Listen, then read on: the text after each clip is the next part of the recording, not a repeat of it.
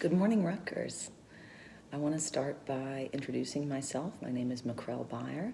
I am recording here from Collierville, Tennessee, out of my home farm called Southern Blues Equestrian Center.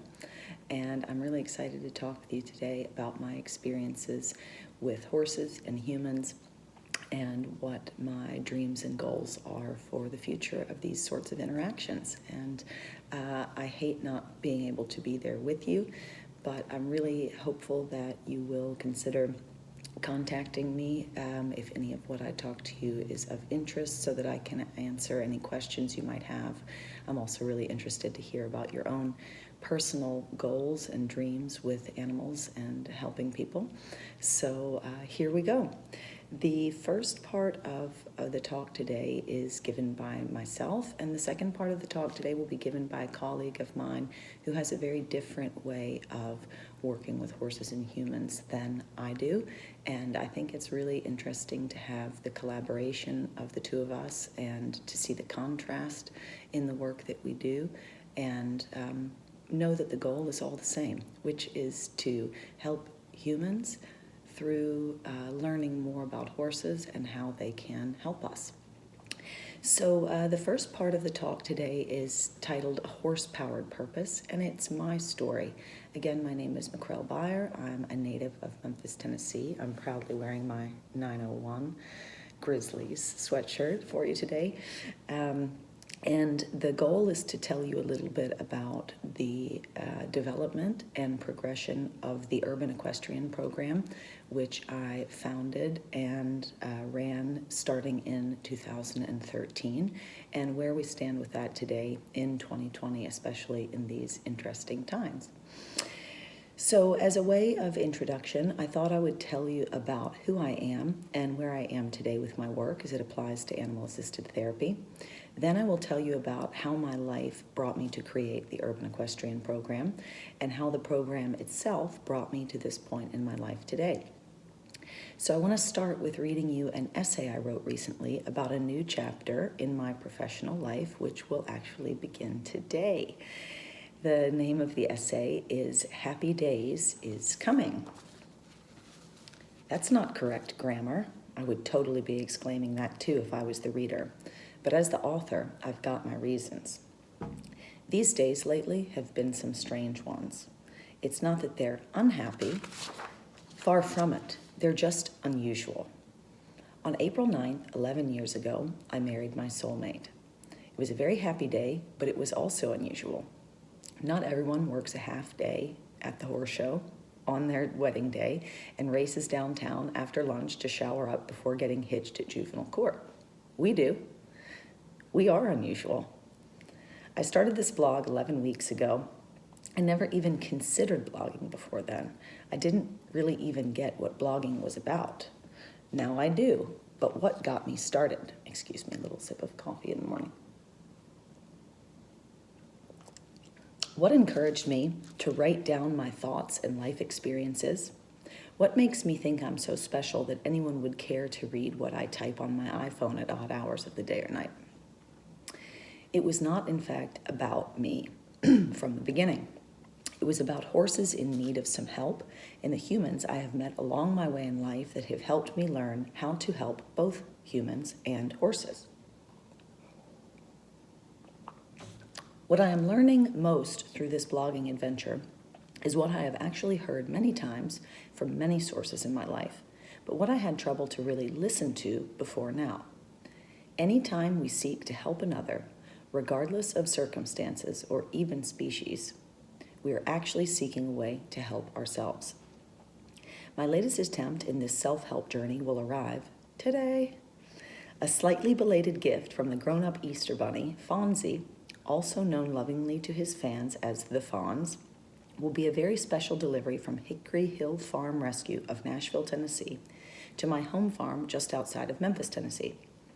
This greaser namesake will indeed be traveling the music highway, a more or less straight shot down I-40 to reach us and begin his journey to becoming famous. You may be thinking, why the hell would anyone deliver anything non-essential and take a chance during these unprecedented times? You may be thinking, Why the hell would anyone accept a non-essential delivery into their homes at this time? Well, I would certainly agree with your thinking, except horses are essential. You may be thinking, did I read that correctly? Yes, you did. I won't bore you with the history of horses and humans through their entire existence in their modern species forms, but believe me, I know what I'm talking about. Just accept that bit and you'll be able to enjoy this story in the way I predict it will end. Fonzie and several other horses were seized in an animal cruelty case. It was a joint effort between, of all damn groups in this country, the Memphis Police Department and Memphis Animal Services. Do you think that's a coincidence? If you don't follow me much, you may not know that I am the greatest proponent of the Bluff City that there just ever was. I love my city. I love the music. I love the food and the people of Memphis. Am I proud that someone from my town did not do well by their animals? I am not. But guess what? I'm not perfect either. I have done wrong by my horses too, unintentionally. Who am I to know what circumstances led to the animal seizures? I may be naive, but I don't care. I believe in my heart that no one does harm intentionally, certainly not at first. Does anyone else know the scalding of fear, frustration, or anger when aspects of life feel uncontrollable and despair sets in? I do. When I learned that Fonzie had been removed from a dirt lot where none of the animals had food and several had their halters embedded into their skulls from neglect, I did not feel sad or mad. I felt privileged to bring such a noble creature to my farm so he can help me help others. I've decided Fonzie's show name will just have to be Happy Days. I don't care if he ever wins a ribbon or if he even makes it to a competition at all. All I care about is that he will help me show other humans that there is an inherent value in every horse that lives and breathes and walks across this earth. What I know is that when humans see that story unraveled before them as the story of a horse, they will see it in humans too, and in themselves, most importantly. What I also know for sure is that learning this lesson cannot be done with words. It can only be done when humans experience horses for themselves. Fonzie is going to help me do that. Fonzie is going to show the world, and he's going to do it now while it's needed more than any other time in recorded history. Horses can heal humans. All it takes is some special humans that will do everything they can to heal horses. Stay tuned for exciting news about our upcoming film project, and in the meantime, you can learn more about the Right Horse Initiative, a program of the ASPCA, at therighthorse.org. So in continuing to introduce myself, I want to tell you I am not an expert in animal-assisted therapy. But what I know for sure is, when you think someone or something is broken and that you need to fix it or them, you have no hope of helping them. Instead, I've begun to look at every single act of my life with horses and humans as self-help, and it's helping all of us a lot. Now, here's what I am. I am simply an equine professional with a very good-looking European horseman who I imported to be my husband and partner in an incredible body of work that is our combined life purpose. It just happens to be a horse-powered one. Christian and I, we are looking to make an impact. And when I sat down to start to write this presentation for you guys, what immediately came on the radio was one of my favorite nostalgic songs, Walkin' in Memphis. It made me think back to the time when I needed a project that would help me feel connected to my roots. My roots were not nearly of the caliber of what my husband had learned through his equine education at one of the world's best universities for equine science and riding instructor diplomas.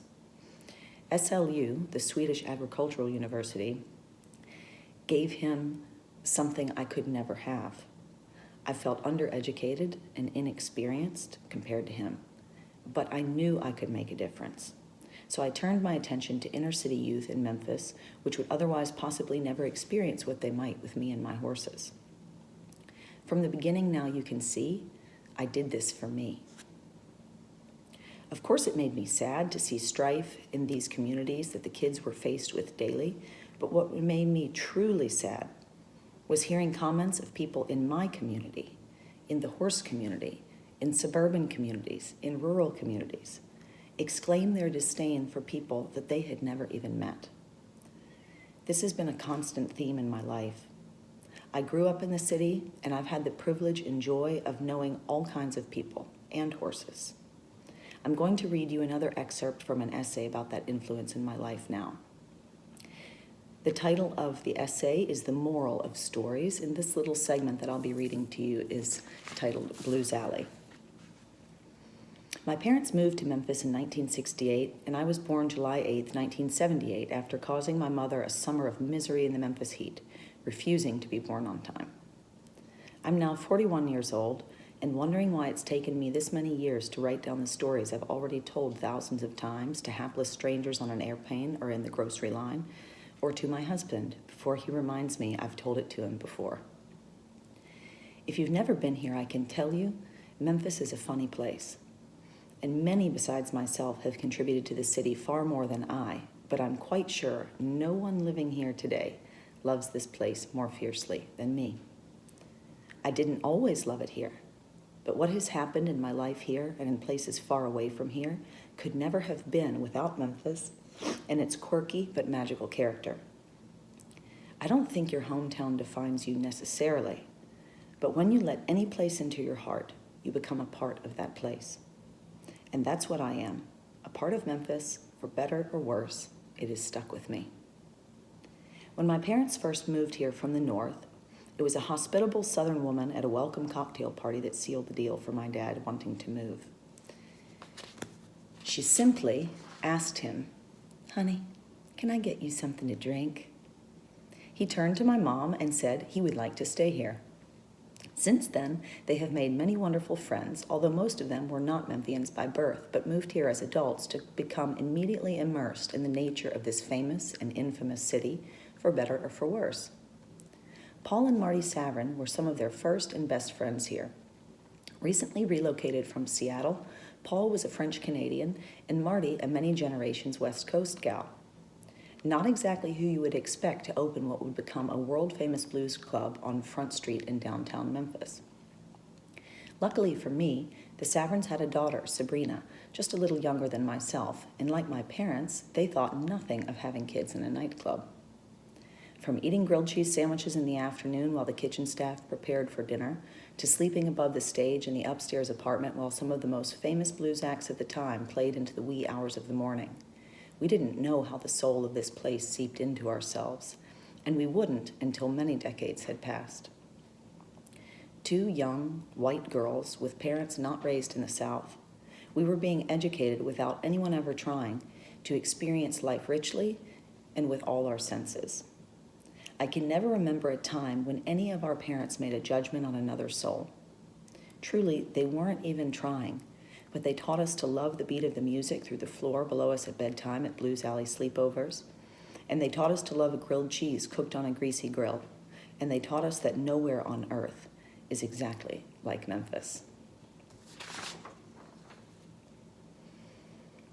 I think you might be starting to understand now why I want my impact to reach globally. I will always continue to work here at home, but what I really want is to share the magic of my home with the world. Now at Global Equestrian, while we have always had international partnerships, mainly in Sweden and Germany, and really sprinkled across Europe through the influence of our myriad of working students who go on to spread our theories and practices across the ocean when they leave here from their internships, we now also have secured our very first partnership for educating and certifying riders in the local riding clubs of China.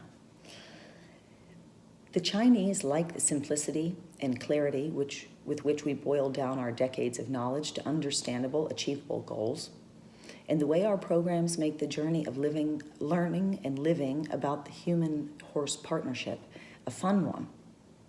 So how did we get here? by always aiming to teach through experience. Our goal has always been that every student, whether they come from the suburbs or the city, or here or another country, that every student who comes through us, their life is enhanced, evolved, and expanded. So when I started the Urban Equestrian Program in 2013, I forced myself, as I was writing their textbook, to answer all the questions that someone looking from the outside might have. Who are you going to help with this program? In this case, it was the children living in Whitehaven, a previously affluent suburb of Memphis, now riddled with poverty and violence. How are you going to do it? I used my own students, my own adults and children that have been riding with me and learning with me for years. I used them to mentor groups of UEP participants. What are you going to teach them? Theoretical and practical learning in both the classroom and the stable. Safety, equipment and procedures, riding and training, stable management. But mostly what we wanted to teach them was the art of riding, together with the science of horse care. We've always believed education can be entertaining, and it's always been our goal. Sport also plays a critical role. It has an important place in the culture of Memphis and really most of the world. Memphis is historically about basketball and football, and what I found was that mostly the kids in my program that were really drawn to riding horses were boys that didn't really like or excel at these more mainstream sports. My goal with teaching children about the sport with horses was to show how it perpetuates history. In a time when horses aren't necessarily essential to the working economy, they are essential to maintaining the tradition and skills of classical horsemanship, which would otherwise be lost completely. Did you know that the first book written about training horses was around 400 BC? That's a lot of knowledge that we've gained from then till now, both good and bad, and all of it should be remembered because it affects our treatment of horses and it reflects on humanity of the past, present, and future. When did we run these programs then? How do you put something like this into practice? Well, we had a great platform to jump onto. We ran our program during the city-run summer camps that operated out of these community centers. Where did we hold it? We held it in a combined way, half of the time at the community center in the classroom teaching the theoretical information, and half of the time here at our Southern Blues Equestrian Center in Collierville, exactly 28 miles from the community center. So now the most important question: why did we do it? Well, on paper, the idea was to teach usable skills for possible career paths in the future for these children, and also to inspire their self-worth through achieving partnership with both peers and horses. That sounds good, doesn't it? But my dream was really to create a program that would offer opportunities into the world of horses. But what I realized in putting together the program and running it for several years was that the current world of horses was one that needed serious upgrading before I could really be proud to share it with others. That was almost 2 years ago, and since then, we've made quite a difference. Life for equestrians has changed significantly, even before COVID, and it will continue to evolve in a better and sustainable direction from here forward, mark my words. Just before the stay-at-home era began, I was lucky enough to stumble upon an incredible center for the preservation of Native American horses, and it gave me even a broader perspective. The importance of horses to humanity is nothing new. Native Americans used horses primarily as spiritual guides. They were known to be healing. In their sacred teachings and practices, horses are considered to be medicine. The time is certainly now to introduce this to a broader population, wouldn't you say? I actually don't have any experience in using horses for what others might think of as therapy, but what I do have is experience in teaching riding as a form of art. The difference between riding and the other arts is that the horse may not be viewed solely as a tool or an instrument because it is a sentient being. This makes ours the most challenging and rewarding of any practice there is in the world. This has also led to my becoming extremely passionate about animal welfare. We all have mentors in our given paths and practices, and while mentors are incredibly inspirational and encourage us to seek greatness in ourselves in an attempt to live up to what they've done, our mentors came from a different time. And what used to be good enough is not anymore. Maya Angelou said, "When you know better, do better." And that's become my goal in life. Learning more so that I can do more and do it better. Learning the needs and adaptations of another species not only helps that species for how we interact with it, it helps us as humans better understand ourselves. Of course, we may benefit from incorporating animals into our work, but we must avoid using them solely for our own purposes without the benefit of our empathy for their feelings. A friend sent me a beautiful quote today as I started to outline this talk. It's from Alan Cohen, and it reads, "Kindness is powerful, contagious, and transformative." It made me think we've actually always had a sign hanging inside the front door of the stable for everyone that enters to see it. It's our own version of this sentiment. It's not quite as eloquent, but it sums up what life with horses is all about. Work hard and be nice to people. When we translate people, we translate it to mean all the members of our team, including the most important ones, the horses. I've told you a lot about myself already, but I think what continues to pervade all of my thoughts and my goals with horses and with my life in general is what I really am.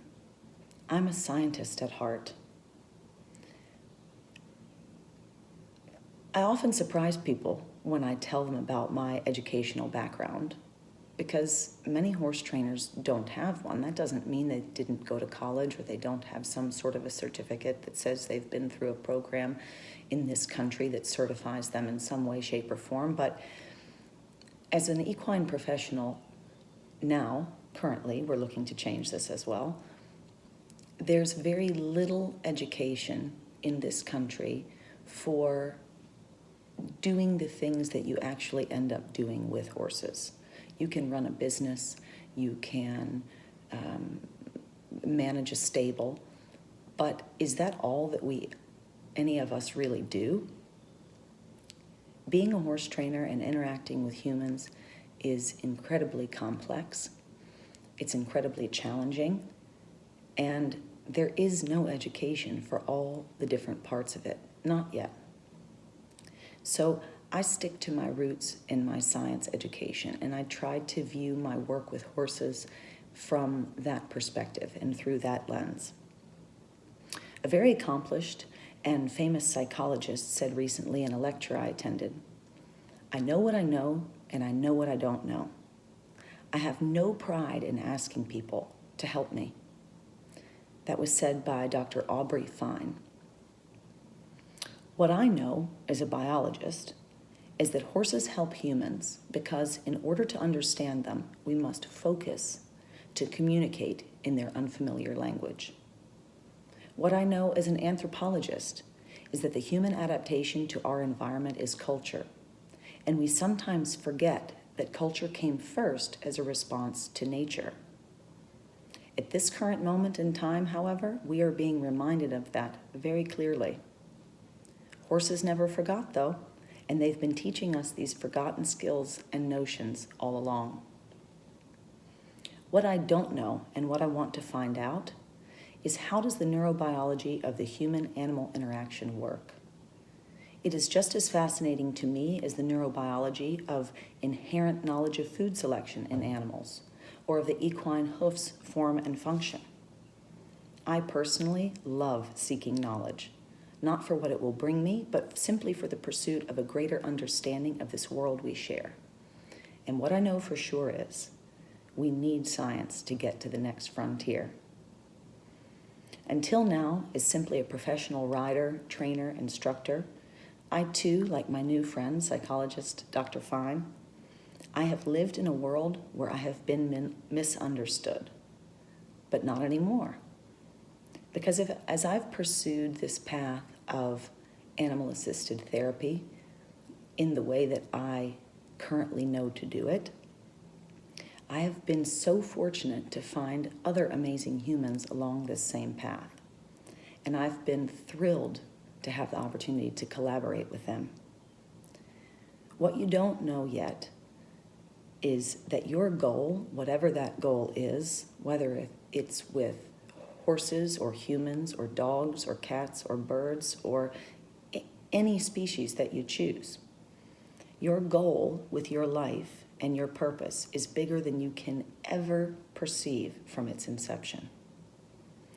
Two-way communication with others, whether they share your goals or they stand in direct opposition to them, it makes all of your theories and practices stronger and better to interact with those others.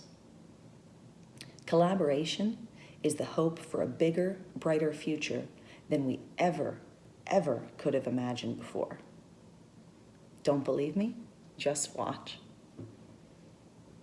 I'm excited to introduce to you now my friend Fred, who's going to talk to you about way more advanced animal-assisted therapy practices than I know about, and I think you're really going to enjoy it. Take it away, Fred.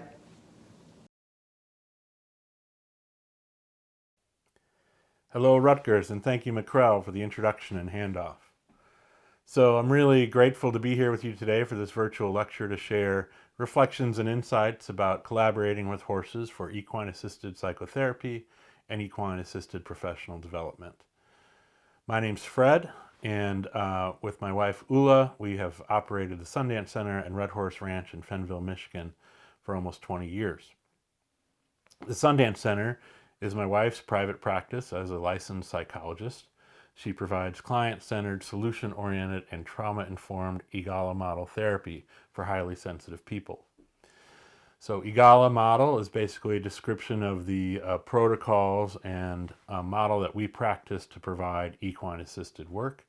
And I'm going to explain who EGALA is and what that model is in just a second. In regards to the Sundance Center, I serve sort of a support role. I'm herd manager for our 8 horses, and I'm also a certified equine specialist, although I'm generally not on the team for those individual and group therapy sessions. I'm really working with the herd, making sure they're supported and prepared throughout that process and managing the farm. On the other side of our business is Red Horse Center for Collaborative Leadership. That's named after our farm, Red Horse Ranch. And that's where I sort of lead the way in working with professional organizations, teams, and companies, and helping them explore whether they want to refine and refocus or define their mission and vision and purpose, or whether they want to work on deeper collaborations amongst their teams, or whatever their objectives are. We can do that in a number of ways, which more and more includes creating equine horse collaborations, workshops involving the horses where they can come out and spend a full day or more using that same model and same collaboration to further explore the change that they want to see in their organizations. So that's who we are in a nutshell, and now I'll explain to you kind of what EGALA is in general. EGALA stands for Equine Assisted Growth and Learning Association.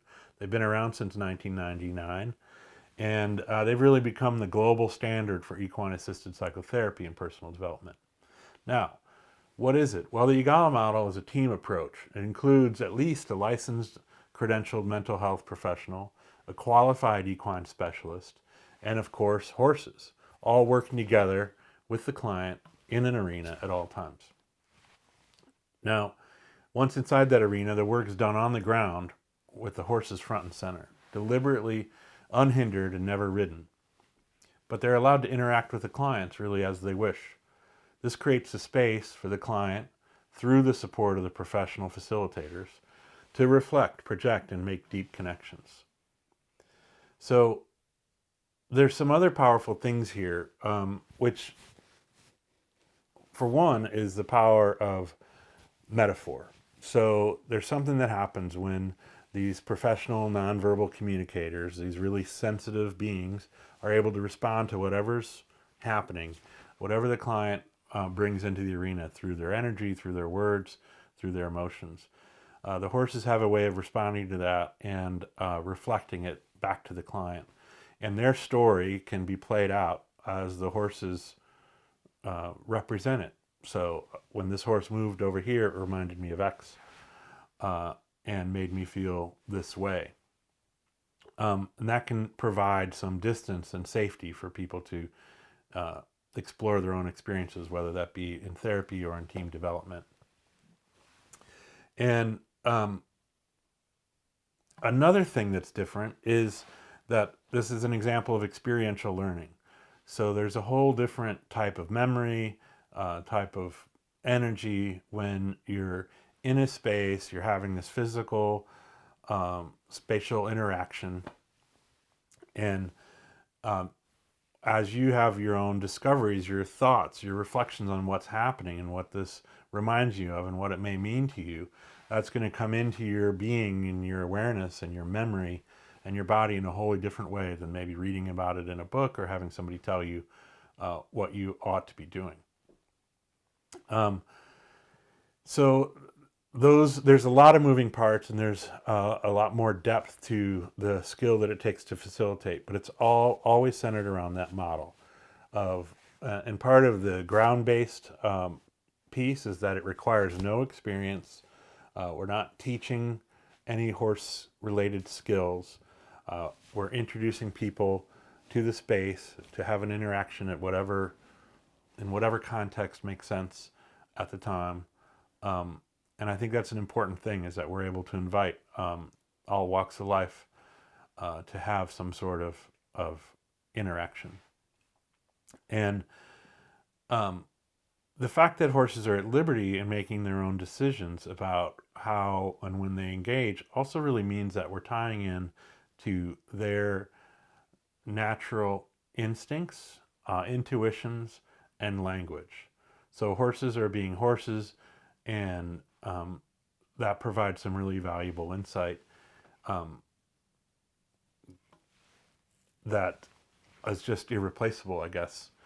And it also brings me to my next point, thinking about horse language. And part of our experience is that we came into horses as adults.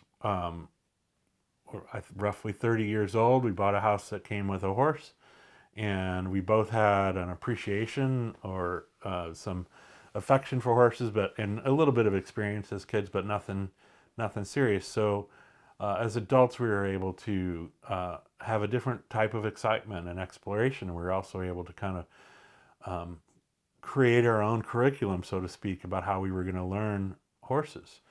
And so there was a big lane that opened up for me in that time, and that I was really appreciating the approach to training, working with, riding with horses that really talked about, the people that talked about learning the language of the horse and learning to collaborate, whether they use that word or not. But there was a lot of influence on how this relationship could be developed without force and without fear. And that was fascinating to me, and is something that I pursued. And then a few experiences really early on demonstrated to me that that wasn't just a simple preference choice, that horses as a species, as a being, have oftentimes been trained with other methods that didn't have that consideration. And it just, as I was able to see firsthand sort of the impact of what the other paradigm, what the old school paradigm of force and fear and punishment could do to a horse's psyche. And as I worked through that with one of our first horses, Blackjack, I realized that could be a life and death scenario, and that getting a horse to trust you enough to be treated, trust you enough to feel safe, could really be a life or death difference for a horse. And so that was a very started out as an original challenging story and became a very positive influence it has been a positive influence for the rest of my time with horses, because I learned a lot from Blackjack, and we worked very slowly, and he essentially taught me his language, and I earned his trust, and he earned mine, and away we went. So that's influenced me more and more. So that's also something that was happening in parallel to our Igala work. So that's what brought me to that pivot, was that Igala really honors this natural language of the horse, and letting them speak for themselves, and observing quietly, and interacting softly. And that was the same thing in a different way that was impacting my learning to ride and learning to train. And they're different because in Igala, we're not looking for cued behavior.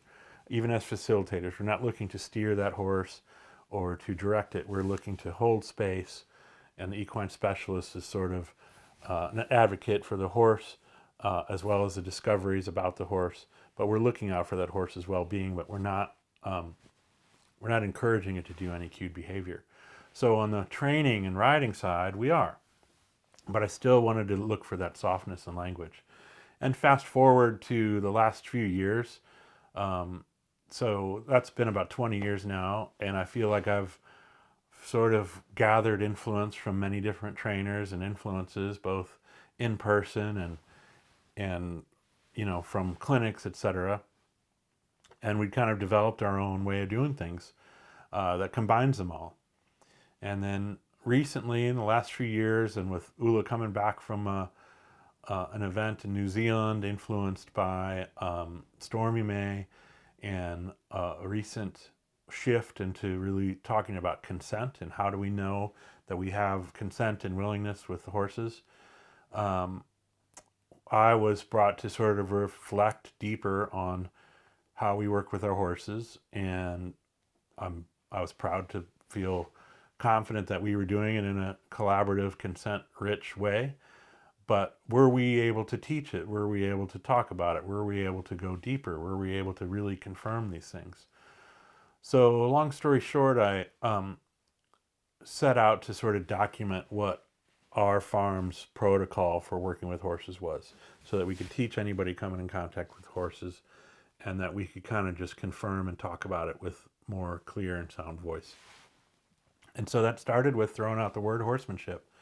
And I started thinking about, well, what are we doing really? And do we need to use that? And if you're talking about consent, is it best case scenario to have this gender loaded word? That also seems a little bit about control.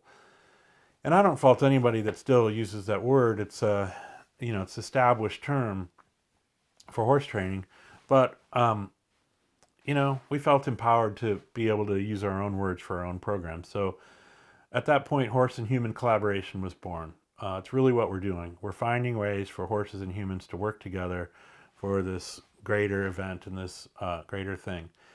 I would also add that it's leadership-based collaboration, and we'll probably get into that more later, but the reality is sometimes, and I've done a lot of speaking on collaboration throughout my career, and I think sometimes people think of it as committee-based, sort of everybody gets what they want. And I'd like to just turn that around a little bit and say it's about maybe giving up giving up a portion of self for the greater good. It's about working together towards something bigger, and um, and and it can have all sorts of different forms of leadership. But in this case, we are going to explore how do we lead and direct and um, just provide that direction, I guess, and still have it be a collaboration. So in general, I won't try and go down the whole list of things that outline that for us. We have a collection of guidelines and principles and methods. But today I just want to talk about the principles. These are the things that will inform any of our methods. Any of our actions need to live up to these principles, and these principles need to inform anything that we're going to do. And they are that choice. So the horses are going to have choice and be making choices. If they're acquiescing and saying yes to a requested action, we want them doing so because they said yes, not based out of fear or some sort of leveraged coercion. Respect and trust. We want these things to be mutual and to be earned. We believe that it's our job, if we want the horse to follow us and see us as their herd leader, we need to earn their respect and earn their trust. We're also going to be generous, giving our respect and our trust to them. We're going to trust they know what they're doing as horses, and they may need to learn how to work with us. But they're experts at being horses, and they deserve our respect, and that will foster this two-way street of appreciating each other. We're going to learn from herd dynamics. So they have a natural, instinctive, essential language as an animal of prey. And they communicate amongst the herd as a matter of safety. And this goes back, centuries and centuries as part of what's in their DNA.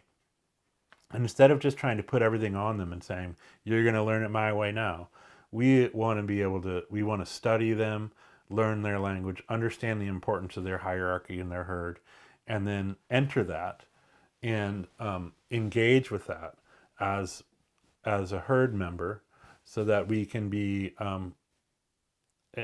having this shared experience. One metaphor or an analogy that comes up for us a lot is talking about you can't be bilingual if you don't learn the other language. You can't translate if you don't know both languages. So for us to say, here's what I mean when I ask it this way, we have to know how they would communicate with one another. We're also going to hold space for nonviolent relationship. So this seems pretty self-explanatory, but there are moments, I think, where people can get a little confused here. If you look at the horse relationships, for instance, they will make contact with one another. They'll kick each other. They'll bite each other, and we're learning their language.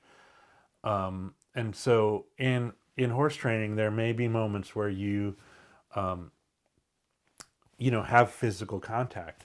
So what's the difference? Well, to me, the most clarifying rule of thumb is that nonviolence means that there's no intent to harm. I would also say that there's no intent to punish. But really, on the violent side, if there is a swat or a contact or any sort of physical altercation between horse and human, we have a little bit of a debrief and say, okay, what happened? And, what was the end result? And we make sure that there was no intention to harm. Pretty straightforward. We may need to set a boundary, so it's not to say there couldn't be, movement of a hand and saying, no, you can't bite me. But hopefully that settles that. It's a lot easier to sort of teach that in person in some ways. But we are going to hold true to that in all situations. So if there's, I guess one way to say it, if there is a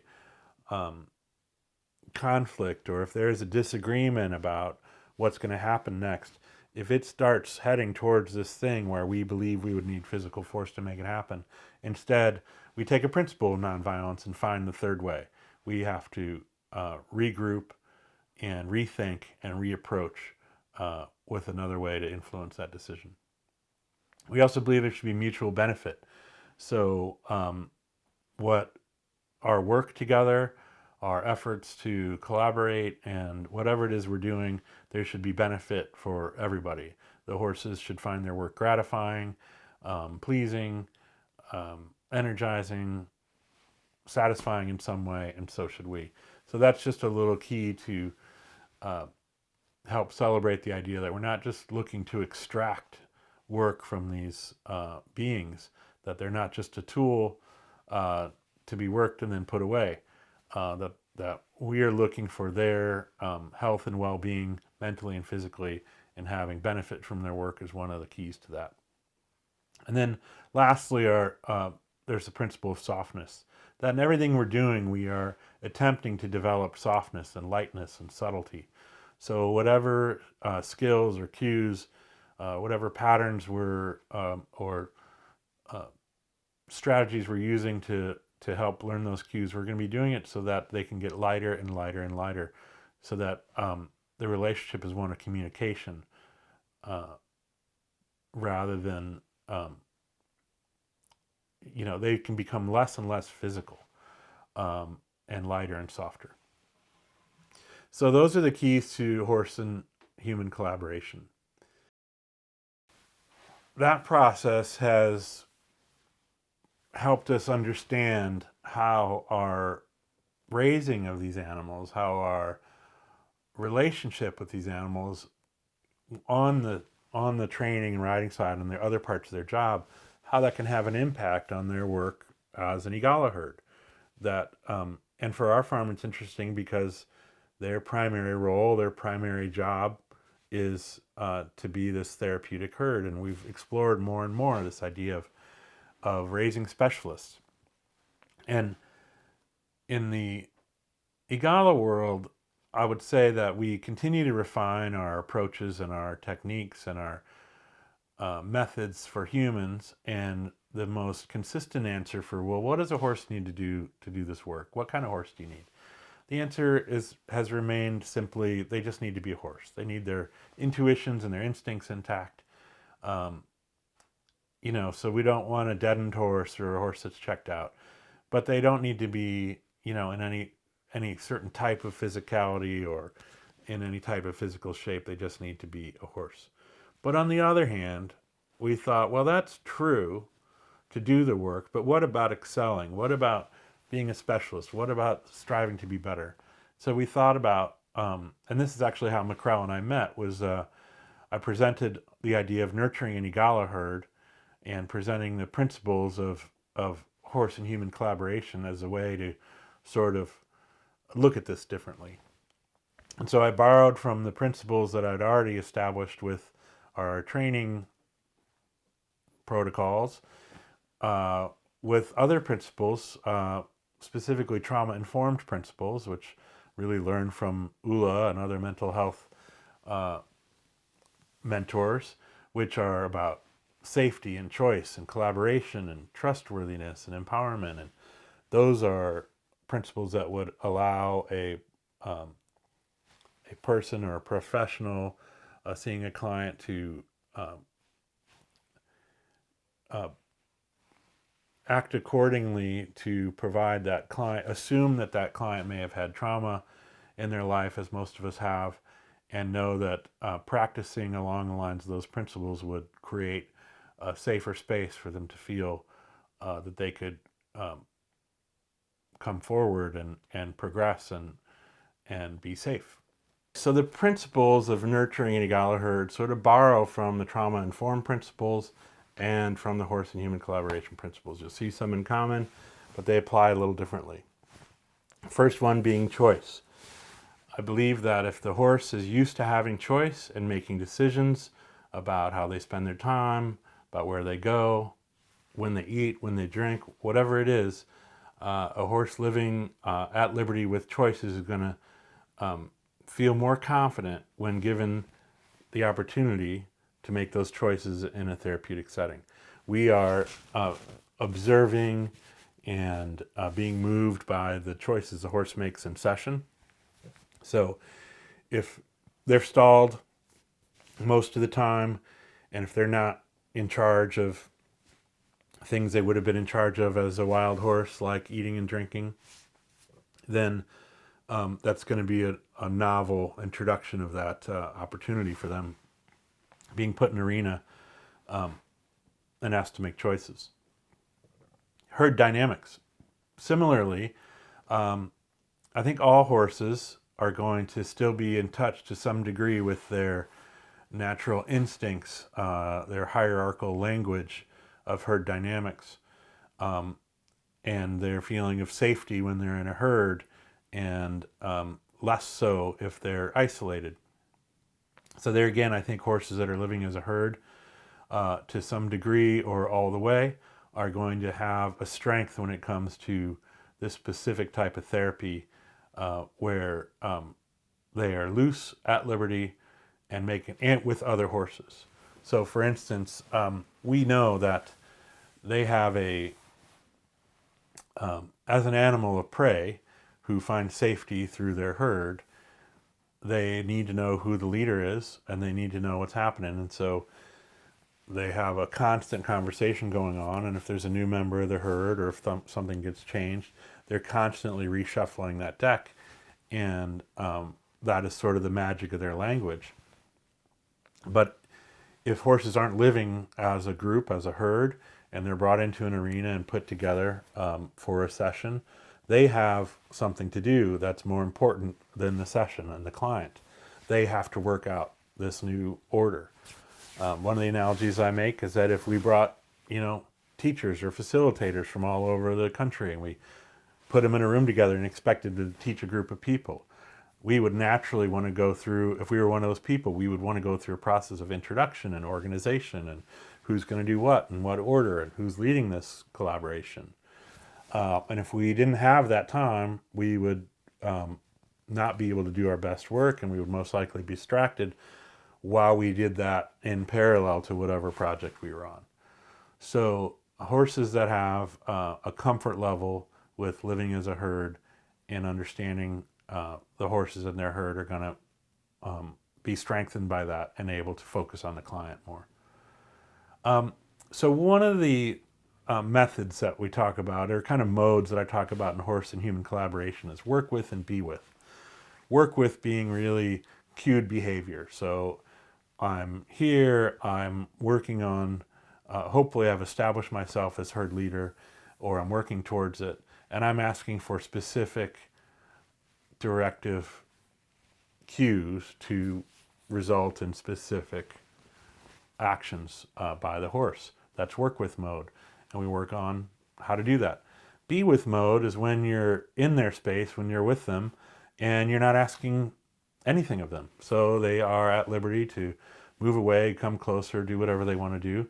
And we talk about how we want to have a relationship in both modes. It's also often explained as being the cool teacher. So we want to be able to be around and have them respect us and our space and kind of follow our general guidelines for our ground rules for kind boundaries, etc., which for us is teeth and feet that we watch out for and would still sort of, let's say, correct or direct if those came up. But other than that, we work on, we want to be clear about when we're leading and when we're just part of the herd.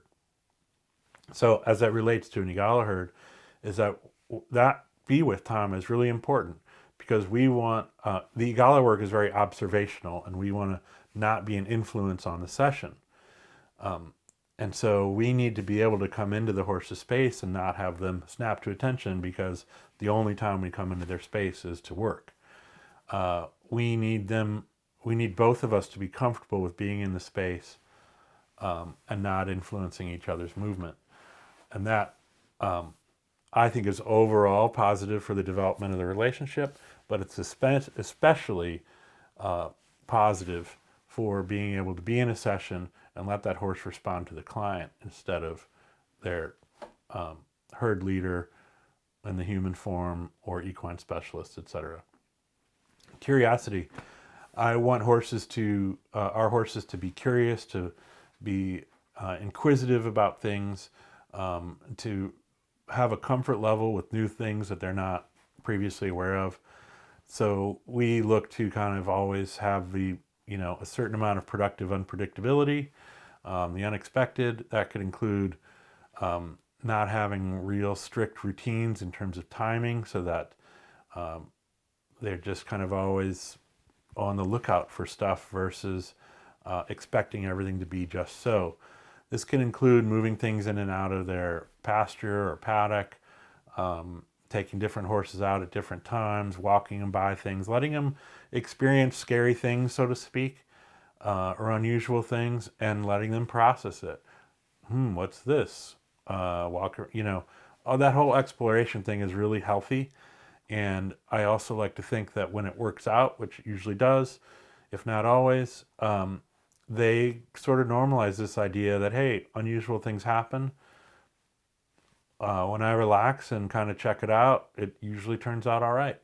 And so when that's their attitude, that means they're going to be able to process new things like clients and client stories and trauma and the things that come into the sessions. They have a little bit more muscle in that ability to process change and process unexpected. And so we like to keep that part of their overall lifestyle. And then trust. We want to trust them. They know what they're doing. The more we know our herd, the more relationship we have. When you have loose horses and loose people, the loose people, I suppose, should always be the case. But we're in shared space, and the horses are going to be around the clients in a way that we want to be able to gauge how long to let a story play out, and when we might want to redirect or intervene with a pause or a check-in, and so that everybody's safe and healthy, and also we're not interrupting unnecessarily. So trusting means knowing our herd, trusting they know what they're doing, and trusting that we'll know how to respond. It also sort of connects to support, that we need them to trust that we're going to take care of them, and that that's both in session, it's after session, it's before session. We're asking a lot of them. They're going to be carrying emotional content and conflict and anxiety, and we need to sort of have their backs, and that means paying attention to what they might need afterwards in terms of rest or variety, what lets them sort of process and unwind. That might be different for different horses and based on different sessions. But I feel like all of this sort of parallels with humans, that if they, I think we're all more resilient when we know somebody has our back. If we're part of a team that supports us, we can go a little longer. We can take a little more stress and tension if we know that we can trust our colleagues and our leaders to support us when it's all over, and not give us more than we can handle. Then I think we're more willing to take on more deeper, intense challenges, and do so with that mutual benefit we talked about. So these are our principles for really our herd. These are developed by me versus being official EGALA principles, but this is really geared towards EGALA work. So the question I would pose for you or anybody else doing animal-assisted therapy is, what's important for your collaboration? What are the principles for your practice? I think it would differ based on the modality. If you're doing hippotherapy or some sort of therapeutic riding, these are going to look a little different. And so this should be shaped based on the work you're doing, but I think it's a really important question to ask. So I also think in our conversations leading up to this lecture, we talked about the parallels of working with people and working with horses. Discovering Your Herd happens to be the name of the workshop program that we do for companies. We call them Discovering Your Herd workshops because it's also talking about people as a herd and saying you're going to discover more about your coworkers. You're going to discover how you work together as a herd. And I think that talking to aspiring facilitators, I encourage everybody to look towards their animal partners as colleagues. And that would include if you're developing a practice, or if you're going to work for a practice, thinking about how is this team assembled, and how would you, either build the right team or enter an existing team, looking for a fit and compatibility, mutual benefit. Looking at culture, is it intentional? Is it haphazard? What is a culture that I want to be part of? How can I, if you're let's say, whether you're in a job interview or you're creating a company, you're talking about, you have to sort of reflect on what is the culture I want to be around? What would excite me to be part of, and what would send me running? You have to kind of self-reflect on that to understand. And I guess we all think, I think we relate to that as people. And all I want to do is extend that consideration towards horses, or other animal partners. Is that, are we looking at our barn protocols and practices and what the horse does in their off time when they're not in the therapeutic development herd? All that matters, how they're handled, how they're treated, how they're cared for, is all part of that culture. And are we prepared to lead through support? There's all sorts of, books and talks on leadership, and there's so many management philosophies about how great leaders support their team members. And I think that can all really be translated through to how we work with our animal partners as well. Is that if we are their leader, we also need to find ways to support them through everything. And so we also talk about seeking balance and diversity. For us, that's as simple as having different types of horses, from size to shape to color to personality. We want clients to be able to have choices, and so we want the herd to have diversity. We have miniature horses, we have full-size horses. So the only thing they have in common is that they're all wonderful. Anyways, also just take a look at, I think people either going into it, especially thinking about, hey, I would really like to work with horses. I see this happening. I think understanding logistics and responsibility and care is important. Where are the horses going to be? Where are they going to live? Where are they going to work? Who's responsible for the care? That's not really the bulk of this lecture, but I think if one is considering partnering with an animal for their career, all that needs to be taken into consideration. So I hope that's helpful and informative. I'm going to wrap up with one more thing. So as we did this Nurturing Your Herd conversation, and I talked a lot about principles and kind of guidelines for us, it just started making me think at the end of it, that I wanted to sort of state what I thought a horse would want to expect to do this work, what they should be able to expect as a non-negotiable. What I think sort of ended up making up an Equine Collaborators Bill of Rights. So we created this next set of rights for the therapeutic horse, for the equine collaborator. We turned this into an 18 by 24 poster that we brought to the conference, and I'll just share it with you here. We think that invitation is part of it, that they're invited and encouraged to collaborate with willingness and consent. They're heard. We want their voices to be heard. We're going to pay attention. We're going to listen and respond accordingly. It will be a nonviolent collaboration. This is for horses and humans. Respect and trust are mutually valued.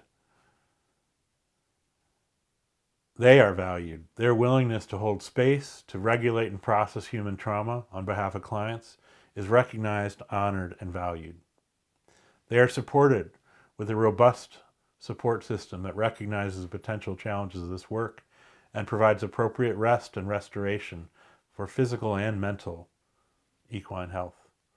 And natural expression. They're encouraged and empowered to engage and express their most natural equine traits and characteristics. Thanks for listening, and good luck with all of your collaborations. Take care.